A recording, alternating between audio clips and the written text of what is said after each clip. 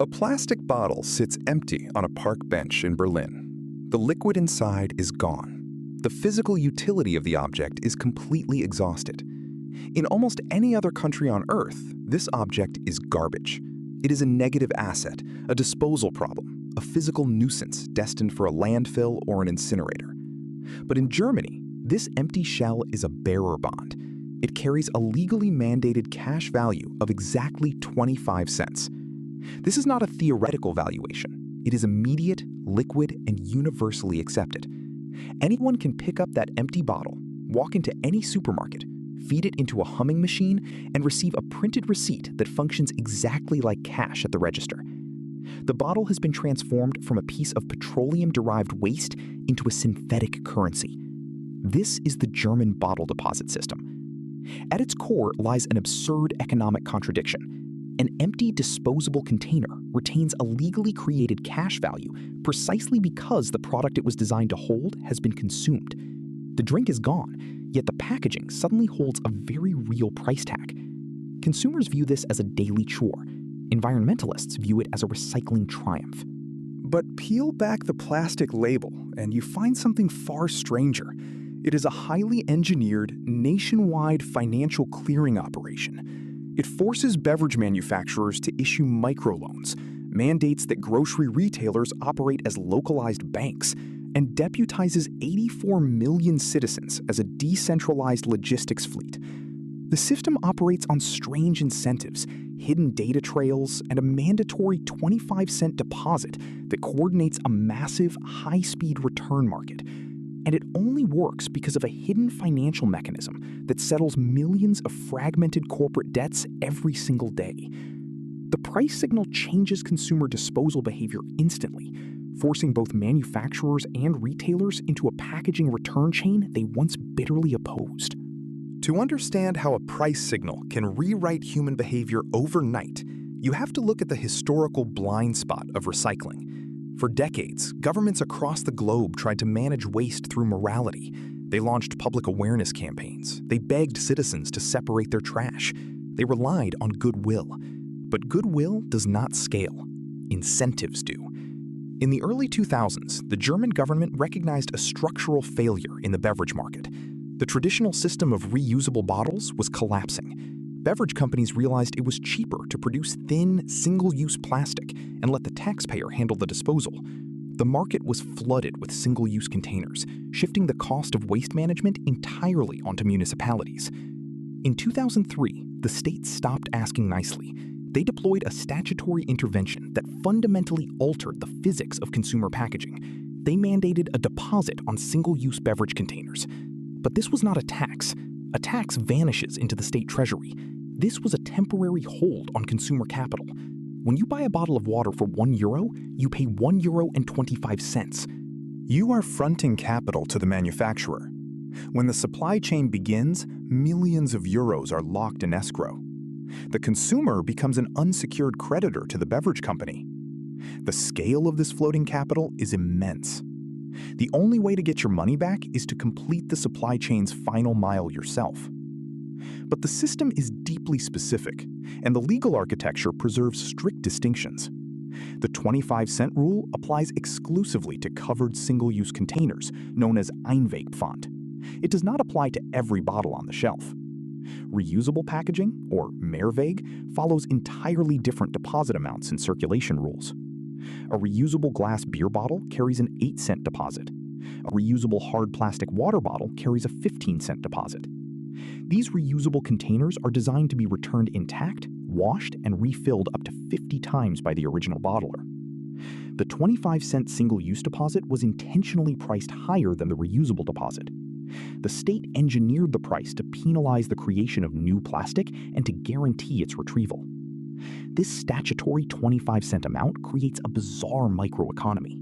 It establishes an artificial floor price for the container. A piece of PET plastic is intrinsically worth fractions of a cent on the global commodities market, but the legal framework injects a fiat value of 25 cents. Suddenly, dropping a bottle on the street is indistinguishable from dropping a quarter. If a consumer decides their time is worth more than the 25 cents, they leave the bottle. almost immediately, a secondary market of independent deposit collectors steps in. The price signal is so strong that public spaces are swept clean by invisible market forces. The state does not need to hire extra municipal workers. The 25-cent incentive funds an army of independent contractors who arbitrage the discarded plastic. But creating a currency is the easy part. The true economic friction arises when that currency has to be redeemed. If a bottle can be returned anywhere, how does the money follow the plastic? The burden of this synthetic economy falls squarely on the retailer. When the deposit system was first legislated, supermarkets and discount chains fought it bitterly. They were in the business of selling food, not buying back garbage. But the law was absolute. It established a strict retailer take-back duty. If a store sells covered single-use beverage packaging, it must take back covered single-use beverage packaging of the same material, regardless of where the customer originally bought it. This mandate forced a massive architectural and operational shift. Retailers had to sacrifice premium floor space to install reverse vending machines. These machines are the gatekeepers of the new economy. They are not mere trash cans. They are optical scanners, data nodes, and industrial crushers. Follow a single bottle as it approaches the machine. It is covered in a specific standardized marking, the DPG logo. Deutsche Pfandsystem GmbH is the central entity created by the retail and beverage industries to manage this logistical nightmare. The machine reads the DPG barcode using specialized infrared ink. The DPG barcode is not a standard UPC. It requires specific high-resolution printing. The ink itself is tightly controlled, sold only to certified printing facilities. It verifies the exact dimensions, weight, and shape of the container. The machine's optical sensors are ruthless. If the DPG mark is damaged, the bottle is rejected. If the barcode is not in the central database, the machine spits it out. The system must defend against fraud with the exact same rigor that a central bank defends against counterfeit currency. Because at 25 cents a bottle, a truckload of fake plastic is worth tens of thousands of euros. Organized crime rings have attempted to forge the DPG ink, forcing the consortium to continually upgrade the security features of a logo printed on disposable trash. Once the scanner authenticates the DPG mark, a mechanical compactor instantly crushes the bottle. The sound of crunching plastic is the sound of the asset being destroyed. It must be crushed immediately to prevent the same bottle from being fished out and redeemed a second time. The physical object is reduced to raw material, but its data ghost lives on. The machine prints a thermal paper receipt for the consumer. The consumer walks to the checkout counter and hands over the receipt. The cashier deducts 25 cents from their grocery bill. The consumer is made whole. They have their money back. But look closely at the retailer's balance sheet. A customer just walked in off the street, handed over a piece of crushed plastic they might have bought at a rival gas station hundreds of kilometers away, and the retailer just handed them 25 cents. The retailer is now out of pocket. Multiply this by tens of millions of bottles a day. The grocery store is hemorrhaging cash to redeem deposits for products it never sold. The incentives are entirely misaligned, threatening to bankrupt retailers who happen to be located near heavy foot traffic. This is where the true economic mechanism kicks in. Without the deposit clearing system, the entire framework would collapse into localized bankruptcy. Consider the journey of the money. A manufacturer bottles a cola in Hamburg. They sell it to a wholesaler, charging the wholesale price plus the 25-cent deposit. The wholesaler sells it to a small kiosk in Berlin, passing on the 25-cent deposit. A tourist buys the cola at the kiosk, paying the retail price plus the 25-cent deposit. The manufacturer is holding the 25 cents. The tourist has an empty bottle. The tourist gets on a train, travels to Munich, and feeds the empty bottle into a reverse vending machine at a large supermarket. The Munich supermarket pays the tourist 25 cents. The transaction is resolved for the consumer, but a massive financial imbalance remains. The manufacturer in Hamburg holds a 25-cent surplus. The supermarket in Munich is carrying a 25-cent deficit. The kiosk in Berlin broke even. The physical plastic is in Munich, but the capital is in Hamburg. Enter the DPG clearing network. Every time a reverse vending machine crushes a bottle, it logs the precise barcode and transmits it to a centralized data hub. The clearinghouse does not move the physical plastic, it moves the liability. When the Munich machine crushes the bottle, it generates a cryptographically secure data packet. This packet is the proof of death for the bottle. The Munich retailer's system sends a digital invoice to the centralized clearinghouse, proving they destroyed a bottle belonging to the Hamburg manufacturer. The clearinghouse routes the data and forces the manufacturer to transfer the 25 cents to the Munich retailer. This happens millions of times a day. It is a shadow banking system built entirely on crushed plastic. Retailers and manufacturers are locked in a continuous automated settlement process, reconciling microdebts across corporate boundaries. The DPG system independently documents this legally required 25-cent deposit and registered return process. But the system hides a darker, highly lucrative secret. What happens to the money when a bottle is never returned?